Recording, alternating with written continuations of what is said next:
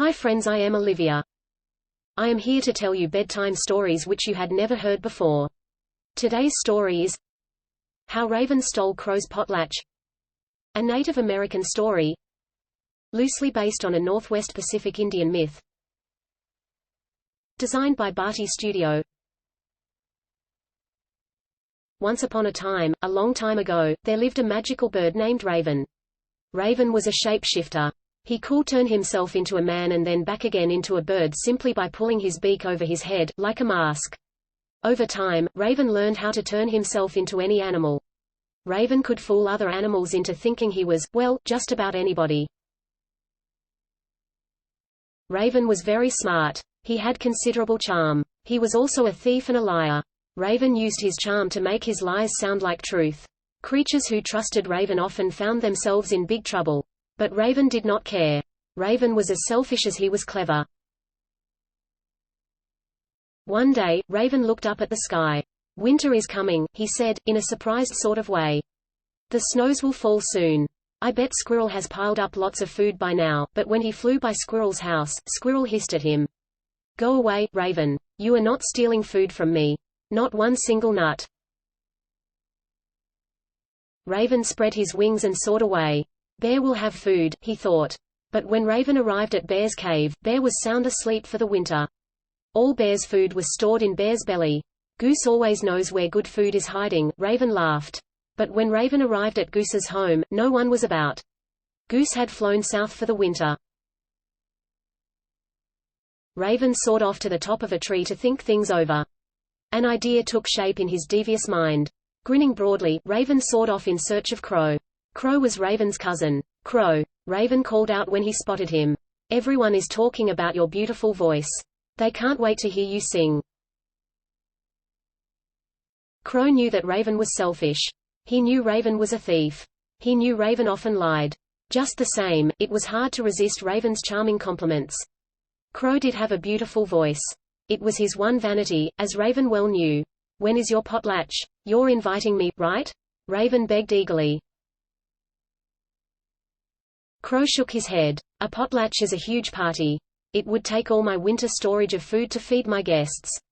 And what about all the cooking and cleaning? I'll help you get ready." Raven smiled warmly at his cousin. "I'm so proud to be related to you, Crow. Everyone wants to hear you sing." That very night Crow and Raven began cooking. The next day, while Crow cooked and cleaned and practiced his singing, Raven flew all over the forest, inviting everyone to his potlatch. "I'm having a potlatch," Raven told all the animals in the forest. "At Crow's house. Come to the back door.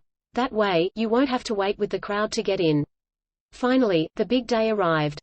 Everyone came to Raven's potlatch except the animals that had flown south for the winter, and the animals that were snoozing away in their caves and burrows. Everyone, that is, except Squirrel. Raven had not invited Squirrel. "There's Elk," Raven called out. Raven soared off, supposedly to see who else was approaching. Instead, Raven quickly circled around and landed behind Crow's house. Raven used his magic powers to turn himself into Elk. He hurried to Crow's front door.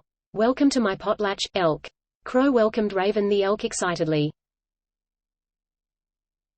"Thank you for inviting me, Crow," replied Raven, pretending to be Elk. "I can't wait to hear your beautiful voice." Raven the Elk lowered his head and entered Crow's house. Raven flew out the back door, and changed himself into Rabbit. He hopped around to the front of Crow's house. "Welcome Rabbit," cried Crow excitedly. "Thank you for inviting me," said Raven, who was pretending to be Rabbit. "I can't wait to hear you sing." And so it went. Crow stood by his front door, welcoming what he thought were all the animals of the forest. But really, each and every animal was only Raven in disguise. As for Raven, when he wasn't busy tricking Crow, Raven stood at the back door, welcoming all the guests to his potlatch. Raven was a bit winded from all his running about, but he found the whole thing delightful. No one suspected a thing. When all the real guests had entered through Crow's back door, Raven dragged Crow away from the front door, and pushed him into the middle of the room. "Crow is going to sing for us," Raven shouted over the noise of the party. Crow's singing received huge cheers. "One more song, Crow," called Raven, over and over.